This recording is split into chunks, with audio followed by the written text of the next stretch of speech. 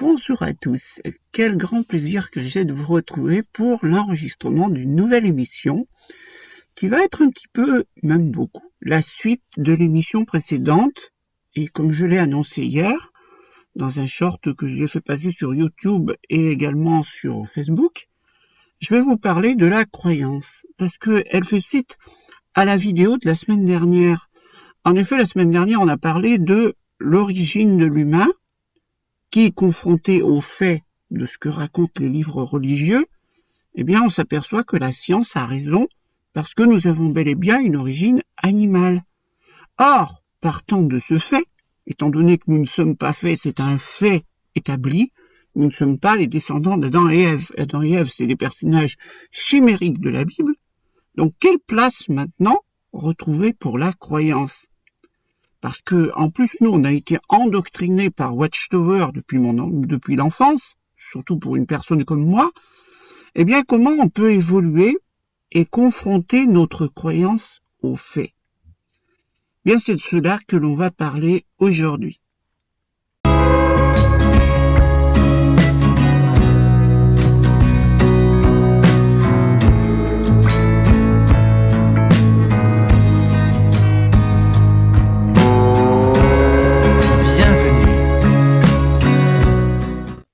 Alors, je le reconnais, la vidéo précédente, elle a été clivante pour une catégorie de personnes.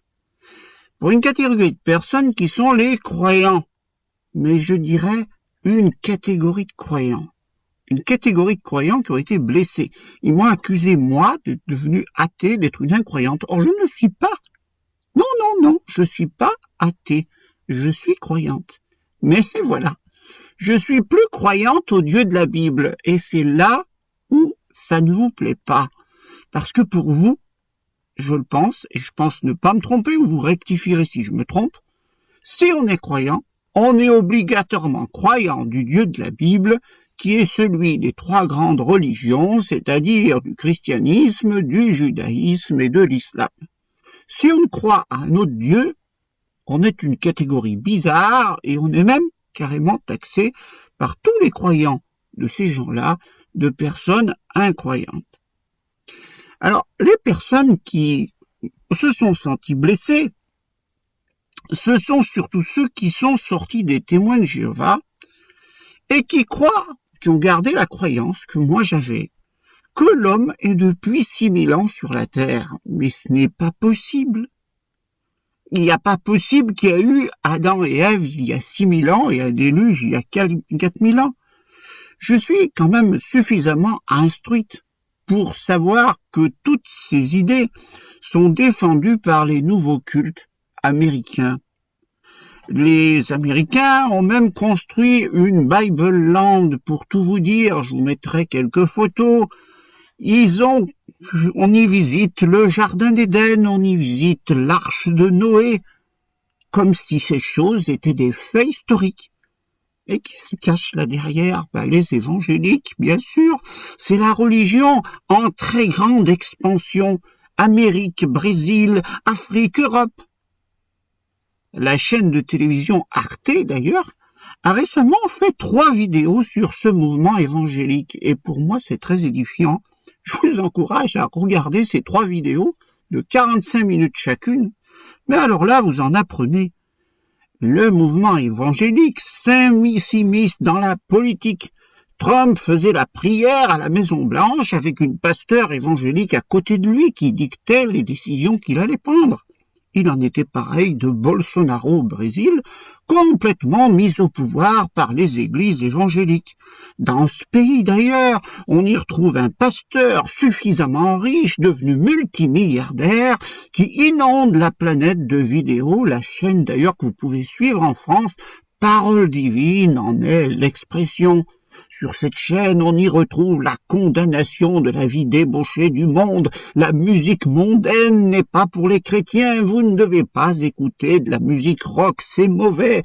Vous devez vous tenir à l'écart de la mode et vous habiller comme une nonne parce que c'est immoral. Franchement, on s'immisce dans votre vie privée, on y parle de sexualité, que la masturbation ce n'est pas bien, que l'homosexualité c'est une pratique horrible. Bref, on en revient exactement à l'enseignement moral rigoriste et fondamentaliste des témoins de Jéhovah. Exactement pareil. Mais le pire, c'est qu'ils sont aussi immiscés au Proche-Orient, alliés du sionisme. Qu'est-ce que les évangéliques, qui sont des partisans de Jésus-Christ, donc, font avec des gens qui ont rejeté le Christ? Eh bien, parce que les deux veulent leur rebâtir le temple de Jérusalem. Et oui, parce que quand le temple de Jérusalem sera rebâti, les Juifs seront contents, ils auront relancé leur culte qu'ils ont perdu par les Romains en 70 de notre ère. Mais les évangéliques, tout contents, sont persuadés qu'à l'irruption du nouveau temple à Jérusalem, viendra le Christ de retour dans la chair. C'est pour cela qu'ils s'opposent aux Palestiniens et voudraient même carrément démolir la mosquée Al-Aqsa, troisième lieu saint de l'islam, pour y bâtir un nouveau temple. Et c'est pour cela que le Proche-Orient est inondé d'argent et qu'aujourd'hui il y a de l'argent pour faire la guerre aux Palestiniens. Ce sont les évangéliques qui financent par derrière. Vous retrouvez tout ça dans les 3 vidéos d'Arte. Eh bien, excusez-moi, mais quand je regarde ça, que je regarde l'enseignement, que je regarde des pasteurs ultra riches, parce qu'on pourrait aussi parler d'un seul coup de l'Afrique, ou le scandale des pasteurs devenus multimilliardaires en Afrique en exploitant les pauvres gens, je sais que j'ai une bonne audience en Afrique, est devenu cause de scandale. Mais toutes ces religions américaines avec des gens qui sont devenus des multimilliardaires, ça ne vous rappelle pas étrangement Watchtower? Mais si, c'est la même chose, de toute façon, ça a la même origine. C'est le puritanisme américain. Alors bien sûr, vous avez votre liberté. Vous pouvez très bien sortir des témoins de Jéhovah et puis retourner vous voter chez les évangéliques si ça vous fait plaisir. Cela dit, moi je préfère croire aux faits, suffisamment étayés maintenant. L'homme n'est pas descendant d'Adam et Ève, l'homme est un homo sapiens, il n'y a pas eu de déluge. Mais il y a bel et bien eu une fin de l'ère glaciaire il y a 12 000 ans, provoquant la montée de la mer de 120 mètres. Est-ce cela qui est à l'origine de récits anciens, pour ce que, par exemple, la mer Méditerranée s'est déversée dans ce qui était auparavant un lac d'eau douce et a formé la mer Noire? Vous imaginez les gens qui vivaient sur les rives, d'autant plus que le lac s'est rempli à une vitesse terrible, vous imaginez un peu le traumatisme sur les gens, peut-être est-ce là l'origine du récit du déluge. En tout cas, ça c'est des faits. Partant, l'histoire biblique de l'Exode, de la conquête de Canaan rapportée dans la Bible, n'est étayée par aucun fait archéologique. Ça n'a probablement jamais existé, c'était même totalement impossible, puisqu'à l'époque, eh bien, il y avait ni plus ni moins l'Égypte qui régnait sur le pays de Canaan, et il était impossible, tout simplement, à une foule telle qu'elle est mentionnée dans la Bible, de partir de l'Égypte pour aller plus loin, parce qu'elle se serait fait contrer par une armée égyptienne plus loin également. Donc cela est complètement pas possible. Pourtant, on y croit. Alors si je vous raconte tout ça, c'est pas pour vous détruire dans votre croyance, c'est que je vous raconte ma sortie des témoins de Jéhovah depuis 10 ans. Alors on me dit, oui, mais tu es sectaire, tu veux pas que les autres croient, tu te moques d'eux, tu veux convertir tout le monde à tes idées. Mais pourquoi je voudrais convertir tout le monde à mes idées? C'est bien ce que je cherche, convertir tout le monde à mes idées? Non. Vous pouvez très bien croire à Dieu, d'ailleurs j'y crois aussi. Mais ce que j'essaie de faire, c'est de vous faire suivre mon évolution. Moi, je suis sorti des témoins de Jéhovah il y a 10 ans. Je suis bien la seule à faire encore des vidéos sur YouTube et à parler des témoins de Jéhovah. Parce que regardez les autres activistes, ils sont sortis des témoins de Jéhovah. Vous avez Culture TJ récemment qui est sorti des témoins de Jéhovah à cause du Covid. Il arrive sur le net et qu'est-ce qu'il fait? Il fait des vidéos enflammées sur Watchtower. Et puis, comme c'était un adulte converti à Watchtower, rapidement il passe à autre chose et il a pratiquement plus envie de faire des vidéos. Il veut reprendre sa vie et ne plus entendre parler de Watchtower. C'est très bien. Oui, mais moi, j'ai décidé autre chose. J'ai décidé de continuer. Pourquoi? Parce que en continuant, je vous permets de suivre mon évolution de la pensée quand on est sorti de Watchtower et où on en est 10 ans plus tard. Et je suis la seule à faire ça. Et c'est pour ça que je reste. Parce que je resterai encore, tout simplement pour vous montrer mon évolution de pensée. Donc si vous n'êtes pas encore atteint mon niveau de pensée, ou que vous ne l'atteignez jamais, je ne vous en veux pas. Simplement, je vous dis où j'en suis. Et ce que je souhaiterais, parce que petit à petit je retrouve une liberté d'esprit, c'est que vous en arriviez au même point. Mais ça, je ne veux pas vous y contraindre, je veux que vous y arriviez vous-même. Ce n'est pas moi qui vais vous faire la guerre parce que vous êtes croyant et que vous êtes même croyant évangélique. En tout cas, je considère la sortie des témoins de Jéhovah comme le sevrage d'une drogue dure. Pourquoi je dis ça? Eh bien parce que, quand on a été témoin de Jéhovah, comme moi, de la façon dont on y a été, franchement des gens fondamentalisés à fond, je peux vous dire que des années 70 à l'an 2000, le nombre de réunions des témoins de Jéhovah que l'on a dû manquer, nous, en famille, elles devaient se compter sur les doigts de la main. Je sais même pas si les 4 doigts suffisent à vous dire le nombre de réunions qu'on a dû manquer. Donc on était complètement témoins de Jéhovah plus que témoins de Jéhovah. Et pour tout vous dire, quand après 44 ans d'un bourrage de crâne intensif de cette façon-là, vous sortez des témoins de Jéhovah et puis que du jour au lendemain, plus de réunions, plus d'assemblées, plus de bouquins, plus de rien du tout. Dans quel état mental j'étais? Ben je vais vous dire, j'étais en manque. J'étais en manque de cette drogue mentale. Pendant les premiers temps, je suis allé sur le net et je suivais les prédications de l'église adventiste de Damary-les-Lys. Je m'en payais une chaque soir parce que j'en avais besoin. Oui, j'étais tellement en manque d'histoire de Bible que je continuais là-dedans. Je continuais de lire la Bible. Je continuais de vouloir aller dans un culte religieux parce que ça me manquait. Tout simplement comme un drogué qui sort de quelque chose continue d'avoir envie de drogue. Eh bien, j'avais toujours envie de cette drogue. Ah oui, j'avais envie de cette drogue. Elle m'était indispensable pour être bien. Ah oui, mais petit à petit, ça m'est passé. Alors, je suis allé un peu partout. Je suis allé à l'église catholique. Je suis allé chez les évangéliques. Je me souviens de mon irruption chez les évangéliques. J'étais sur le marché un samedi matin dans ma petite ville et je suis abordé par une personne qui me refile un dépliant. Je savais pas ce que c'était, puis le fil ne s'arrête pas. Et sur ce dépliant, il était parlé, venez avec nous, vous connaîtrez Jésus. Enfin, je sais pas précisément ce qui était marqué. Mais enfin, je comprends que c'est religieux, mais je me dis, mais qui c'est qui m'a donné ça? Je comprends pas. Je dis, il y a de nouveaux styles de témoins de Jéhovah. Mais je dis, mais ça correspond pas aux témoins de Jéhovah, c'est quoi ça? Alors je cherche à retrouver cette personne. Et là, en cherchant à la retrouver, je trouve un groupe de personnes et je vois leur papier à la main, je dis, c'est eux.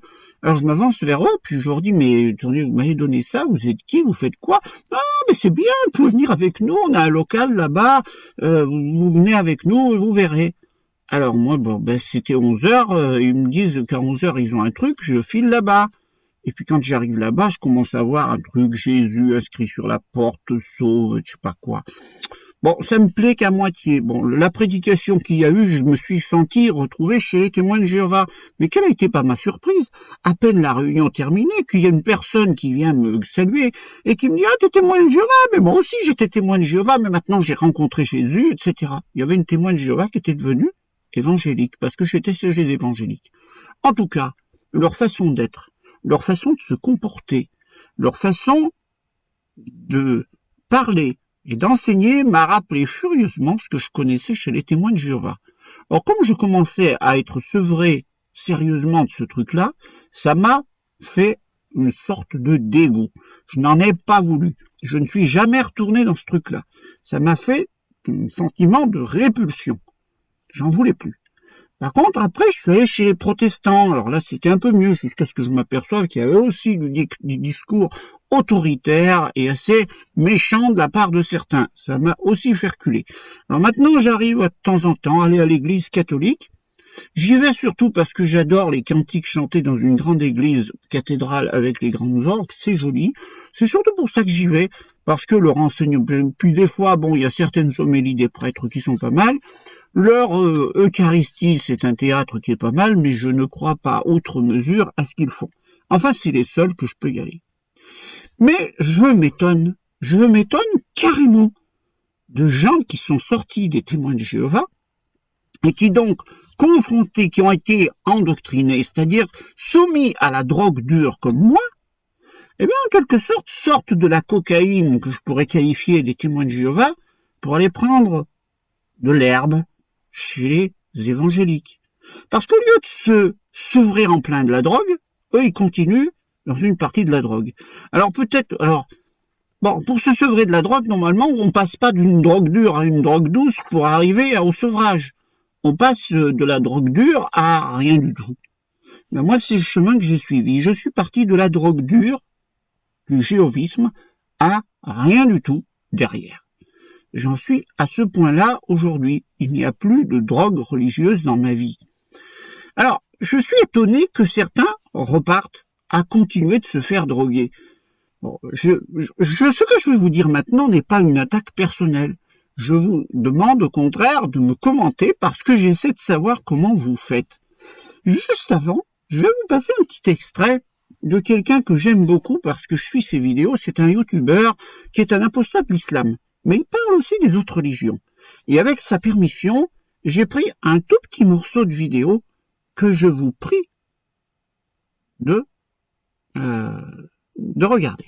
Explique. Imaginez demain je vous dis que je suis chrétien. Sauf que j'ai jamais lu la Bible, je ne connais pas l'histoire de Jésus, je n'ai jamais prié, je ne me suis même jamais rendu dans une église de ma vie. Est-ce que je peux réellement me qualifier de chrétien? Eh bien vous allez me répondre que non, ça n'a aucun sens. Il faut que mes actions soient un minimum cohérents avec mes paroles. Et il y a un article intéressant que j'avais lu il y a de ça quelques jours, qui avait été écrit par la philosophe Jeanne Larguero, qui s'intitule « Peut-on être croyant et non pratiquant ?» Et il en est ressorti grossièrement que non. Croire en Jésus, c'est le suivre, lui faire confiance et prier pour lui. Et elle dit que celui qui dit « Je suis chrétien mais je ne pratique pas » ressemble fortement à quelqu'un qui dirait « Je suis nudiste mais je ne pratique pas » ou « Je suis footballeur mais je ne pratique pas ». Vous voyez toute l'ironie. Et si je vous parle de ça, c'est parce que bon nombre de religieux se disent être croyants mais ne connaissent pas leur religion. Et ça s'applique à toutes les fois. Alors la question se pose. Vous avez vu ce qu'il dit? On ne peut pas dire « Je suis footballeur mais je pratique pas ». Si vous connaissez pas votre religion, pouvez-vous dire que vous la pratiquez correctement? Pouvez-vous dire ce qu'il y a, je vous ai dit tout à l'heure, ce qu'il y a dans votre église, les évangéliques? Mais si vous allez chez les évangéliques, pourquoi y allez-vous? Est-ce parce que vous adhérez à leurs enseignements? Vous êtes chez les évangéliques maintenant et vous croyez à la doctrine de l'enfer? Vous avez été chez les témoins de Jéhovah pendant 10 ans, 20 ans, 30 ans, vous avez prêché dans le champ, comme il disait, avec le livre « Assurez-vous de toutes choses », avec le livre « Comment raisonner », vous avez contré la croyance à l'enfer. Maintenant, vous êtes chez les évangéliques, vous la gobez? Comment vous faites? Parce que moi, je vais chez les évangéliques, je peux pas admettre je suis allé chez les protestants, je peux pas admettre la notion de l'enfer, je n'y crois pas. C'est tellement évident que c'est pas vrai. Comment vous faites pour croire à ça? Je vous pose la question. Comment vous faites pour croire à la Trinité? Comment vous faites pour arriver à ça? Il y a un Dieu, mais il y en a 3. Et puis, bien honnêtement, quand vous regardez la Bible, mais ça on va y revenir après, quelle place vous accordez à Satan? Ah bah chez les évangéliques, il y a une sacrée place à Satan. Vous avez qu'à écouter les vidéos de Paroles divines, vous allez voir. Hein. Satan, il est à toutes les sauces. Hein. L'âme immortelle. Vous arrivez encore maintenant à croire que, à la fin de votre vie, vous allez mourir, qu'il y a une partie de vous qui va monter, puis que vous allez passer votre vie assis sur un nuage à discuter avec un prophète. Mais comment vous pouvez croire ça? Non, à mon avis, vous n'y croyez pas. Enfin, dites-moi dans les commentaires si vous croyez franchement à ces choses-là. Comment vous faites? Comment vous conciliez d'être sorti des témoins de Jéhovah, d'avoir prêché pendant des années que ces 3 choses-là sont complètement fausses, et puis de maintenant de les admettre? Moi, je sais pas. Je sais pas. Parce que, quand on réfléchit, mais comment la Bible, si Dieu avait voulu communiquer avec nous, humains, le Dieu qu'on codifie là le Dieu de la Bible, du judaïsme et de l'islam. Bon. Celui-là, je l'avais entendu, l'argument chez les témoins de Jéhovah, fallait qu'il donne un livre pour se faire connaître aux humains. Alors il leur a donné un livre, il est si compliqué, que autant, pratiquement, il y a de bouquins, autant il y a d'explications sur le bouquin. Parce qu'aujourd'hui, il doit y avoir plus de 1000 et quelques confessions chrétiennes, rien que dans confessions chrétiennes. Et qu'est-ce que font toutes ces confessions chrétiennes? Si vous allez chez les catholiques, ils sont aussi divisés, il y a les conciliaires, et puis d'autres qui sont contre le concile, et puis tout le monde s'écharpe sur Internet à coup de t'as pas raison, t'as pas honte de dire ça, l'autre, bon, voilà. Et tous à coup de versets bibliques. Le frère Paul Adrien dit dans un sens, le père Mathieu dit dans l'autre. Les sédégavantistes sont outrés par ce qu'ils racontent. Et puis vous avez l'islam, pas l'islam, l'évangélique d'un côté, les protestants de l'autre, les adventistes du 7e jour d'un côté, les témoins de Jéhovah de l'autre côté, les mormons de l'autre côté, tous ont raison. Ils sont tous sur le même bouquin, ils ont tous une idée différente. Et attention, comme je vous l'ai déjà dit, si vous vous trompez et que vous ne prenez pas le bon, Dieu vous condamne à l'enfer. Et chaque fois qu'il en sort un nouveau qui va faire une prédication sur le net sur la Bible, c'est encore lui qui a raison. Francisco disait récemment dans une de ses vidéos que de nombreux croyants n'auraient pas la vie éternelle, sauf ceux qui écoutent Francisco et qui se comportent comme Francisco a trouvé. Parce que Francisco, à l'aide de la Bible, il vous montre ce qu'il faut faire. Un nouveau qui arrive. Mais si Dieu aurait voulu vous aider, est-ce qu'il vous aurait donné quelque chose d'aussi compliqué que ça? Enfin, je sais pas, si Dieu voulait qu'on se comporte bien sur la terre, il faisait un bouquin avec 4 ou 5 pages, ça suffit. Il n'y a pas besoin de plus. Alors, en plus, ce livre, la Bible, si c'était la parole de Dieu, expliquez-moi pourquoi une partie de l'humanité qui n'est pas occidentale, qui ne fait pas partie du monde blanc, du monde judéo-chrétien, on a fait la connaissance d'une façon bien dure, parce que l'irruption de la religion chrétienne en Afrique, elle s'est faite comment? Avec la colonisation.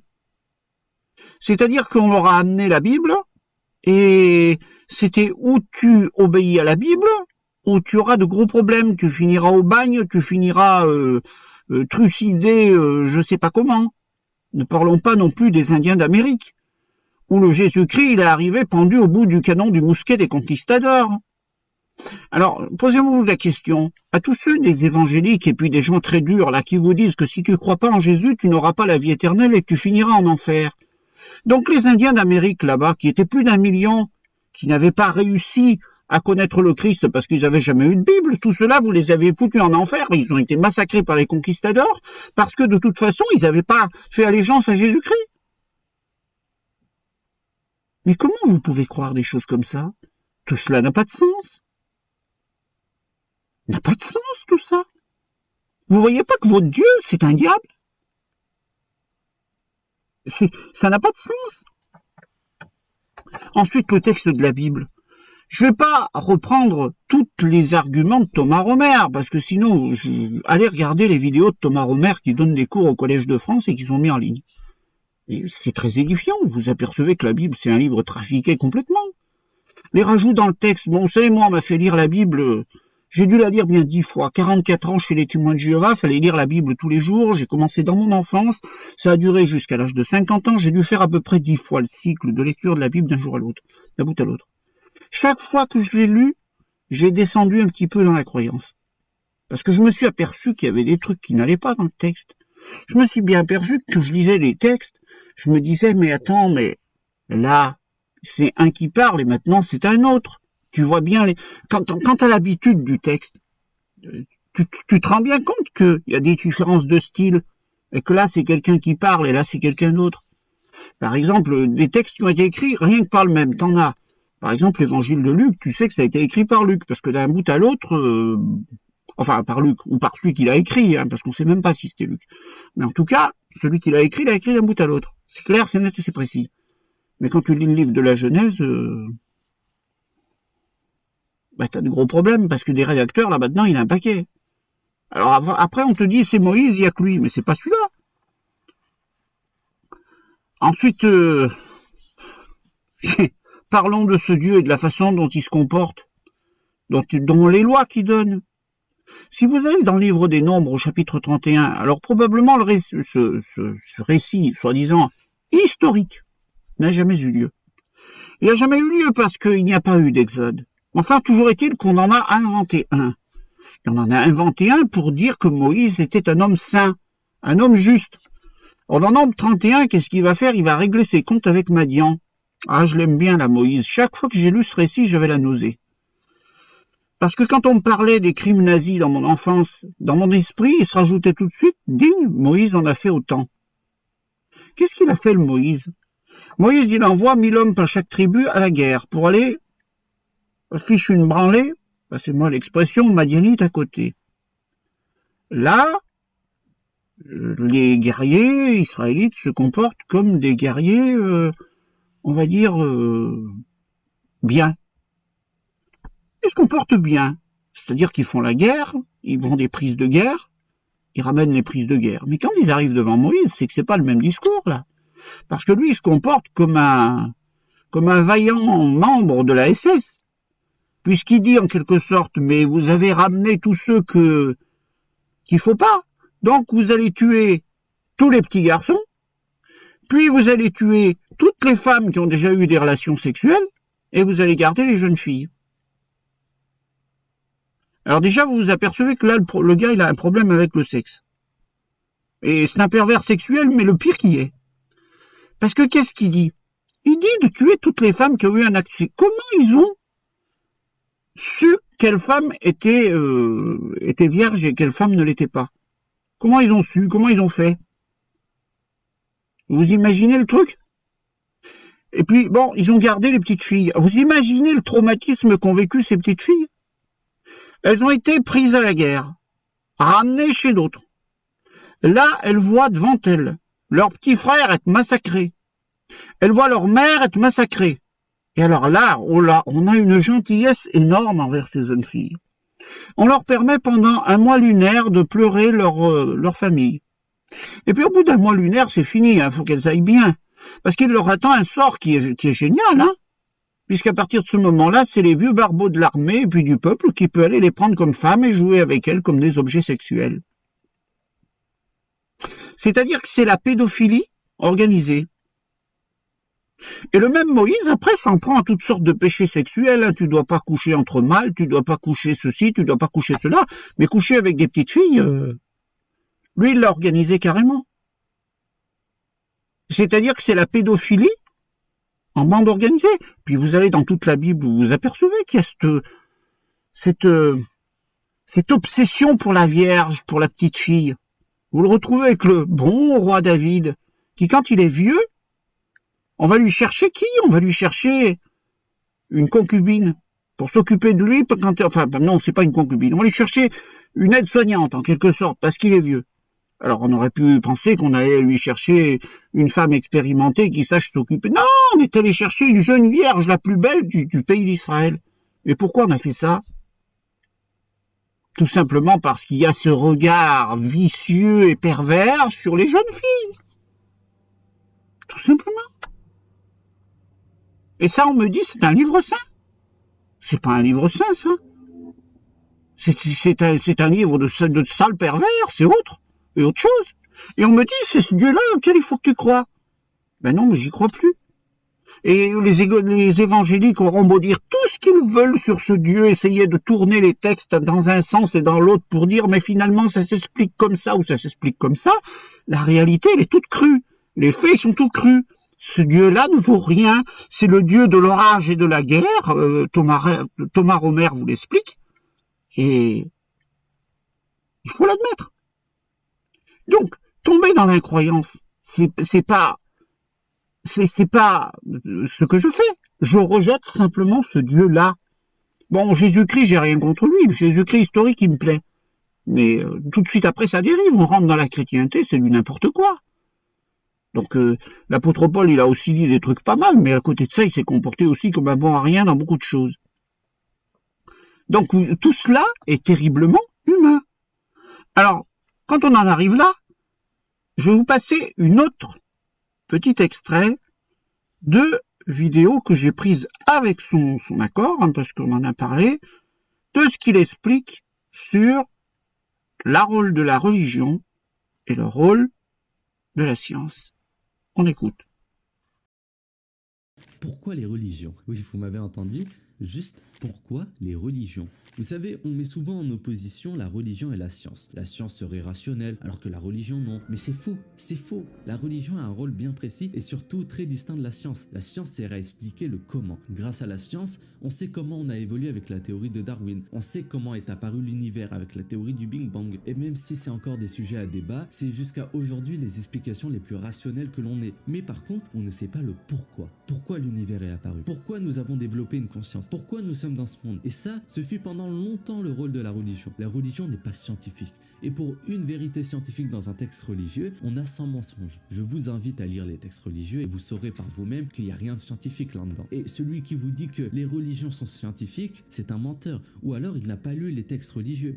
Par contre, la religion explique le pourquoi. Dieu nous a créés pour nous faire passer un test pour aller soit au paradis, soit en enfer. L'un explique le comment et l'autre le pourquoi. Pour moi, le réel antagoniste de la religion, eh bien, c'est la philosophie. La science ne s'en est jamais pris frontalement à la religion. Ils n'en ont rien à foutre de savoir que dans la religion, les premiers hommes, c'était Adam et Ève. Pour eux, scientifiquement, c'était les Homo sapiens, point. Et les religions ne peuvent pas riposter contre la science, car c'est un combat perdu d'avance. Par contre, la philosophie, elle, s'en est souvent pris aux religions frontalement. Bakounine disait que la religion n'était qu'un système de contrôle utilisé par les élites pour entraver notre évolution. Selon lui, les religions ont une emprise mentale si puissante qu'elles sapent toute envie de lutte et de rébellion. Sartre disait que les gens se réfugiaient dans la religion pour éviter de prendre la responsabilité de leurs propres choix et de leurs actions. Même son rival Albert Camus disait de la religion que c'est une fausse consolation face à l'absurdité de la vie.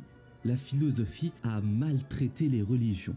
Il y a une fausse information que je vois souvent circuler et que de nombreux religieux citent qui dit que même Einstein croyait en Dieu. Non, c'est faux. Albert Einstein a dit, je cite, « Je crois au Dieu de Spinoza ». Et j'en ferai une autre vidéo dessus comme je l'ai dit, mais le Dieu de Spinoza n'a absolument rien à voir avec le Dieu des religions hébraïques. La majeure différence entre la philosophie et la religion, c'est que la philosophie propose, tandis que la religion impose. En philosophie, tu as le choix entre la vision de Nietzsche, de Spinoza, de Camus, de Sartre. Tu peux même te créer ta propre vision de la vie due aux nombreuses propositions qu'on te fait. Par contre, tu ne peux pas croire en la philosophie et en la religion. Me demander le miroir. Pourquoi alors la philosophie n'a-t-elle pas complètement remplacé la religion? Eh bien c'est simple, la religion a quelque chose de plus que n'aura jamais la philosophie. Elle se présente comme étant certaine.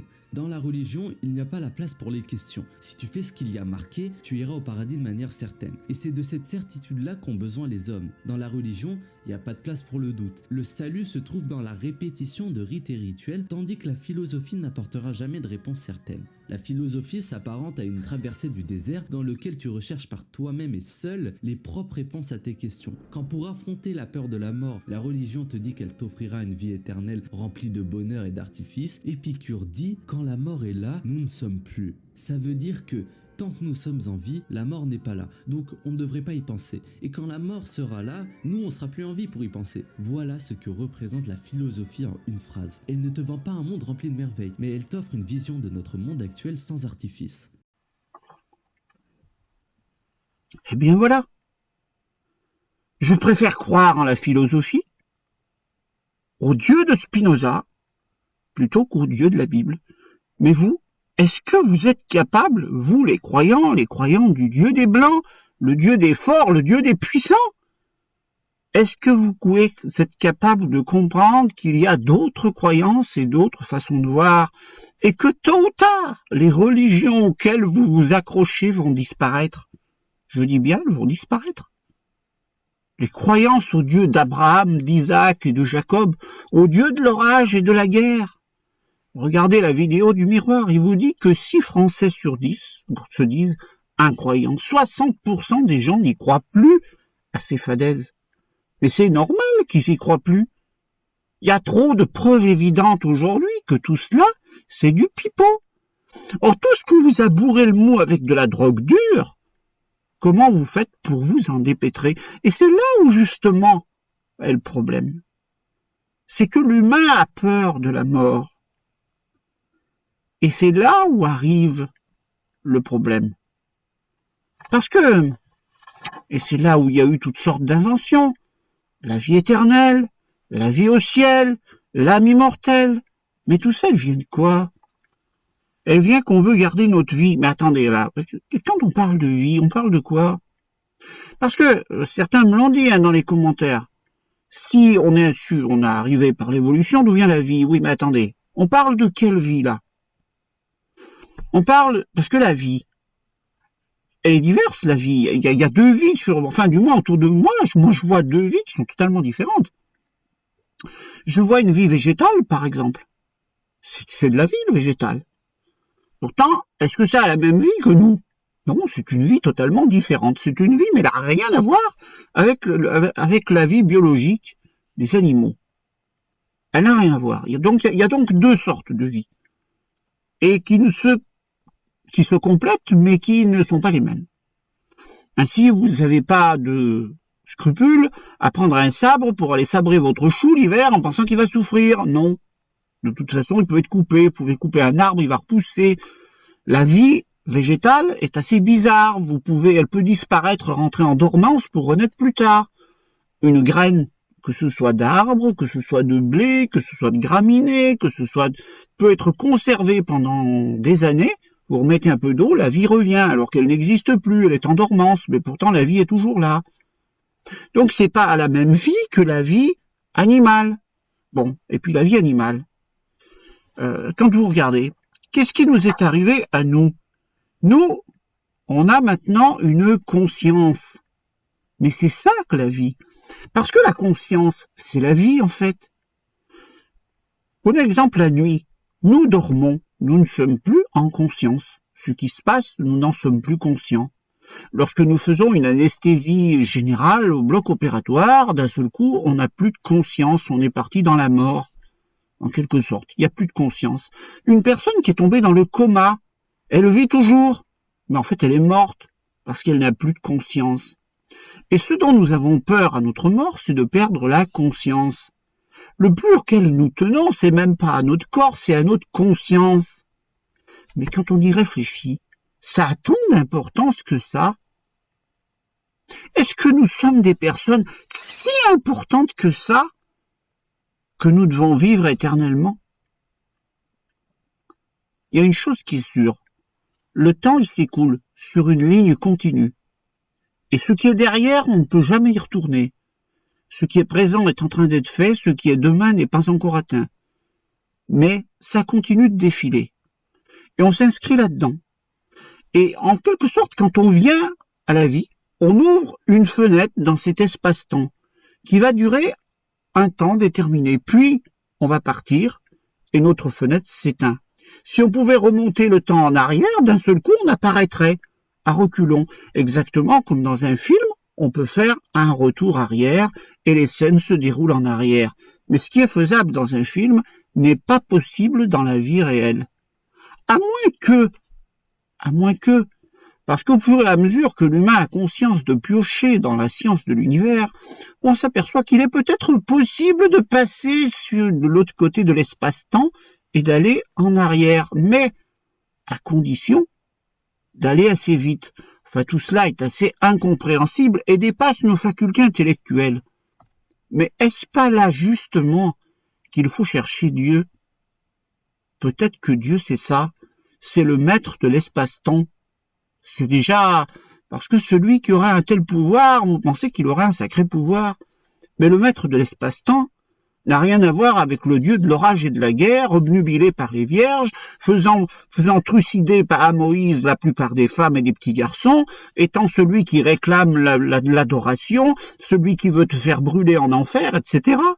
Tout ça, mais c'est des inventions du côté de l'esprit humain. Ce n'est pas la réalité.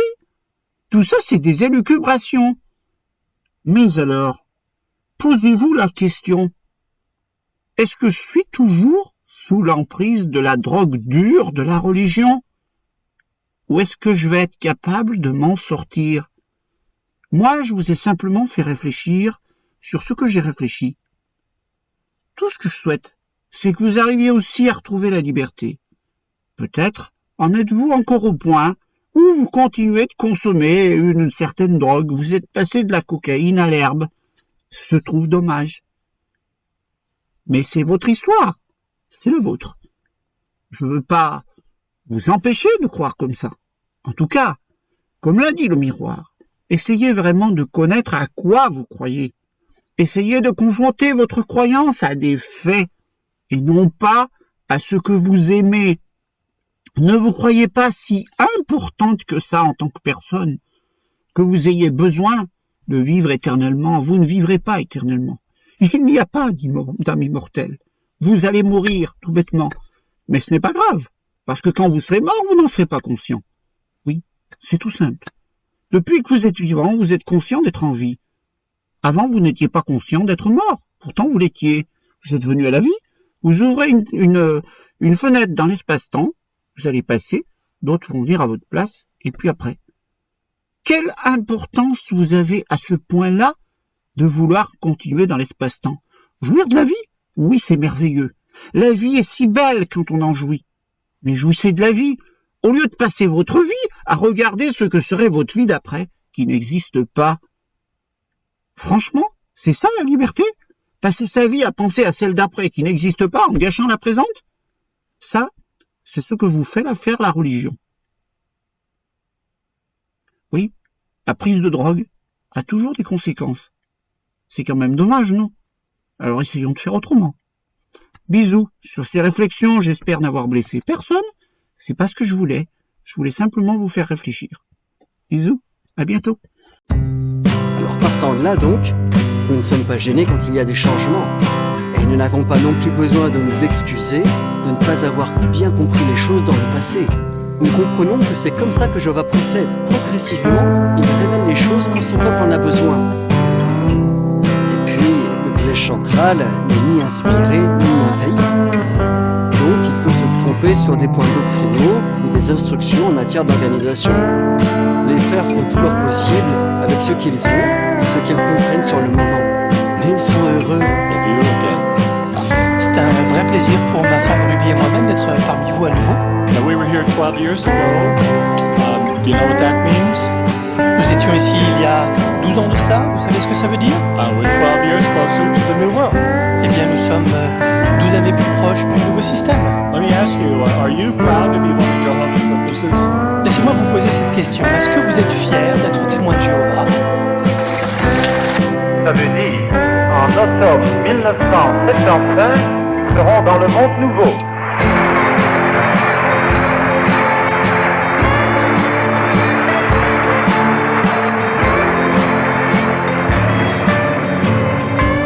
Nous ne connaissons pas le jour et l'heure d'Armageddon. Nous ne savons pas dire quand il va commencer, mais nous savons dire une chose. Nous savons quand il va finir. Il sera fini pour l'automne 1975.